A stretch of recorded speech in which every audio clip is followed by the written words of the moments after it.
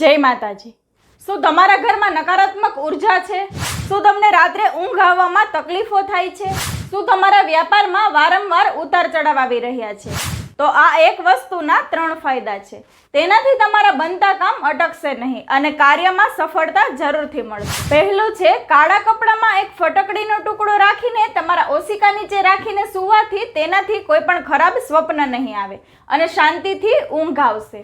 બીજું છે, તમને એવું લાગી રહ્યું છે એ ઘરમાં સુખ શાંતિ નથી, તો કાળા કપડામાં ફટકડી બાંધી ઘરના મુખ્ય દરવાજા પર લટકાવી દો। તેનાથી ઘરમાં કોઈ પણ નકારાત્મક ઉર્જા પ્રવેશશે નહીં અને ઘરમાં શાંતિનો માહોલ બનશે। અને ત્રીજું છે, વારંવાર ધંધામાં નિષ્ફળતા મળે છે તો એક પીપળાના પાન પર સિંદૂર લગાવી તેના પર એક ફટકડીનો ટુકડો મૂકો।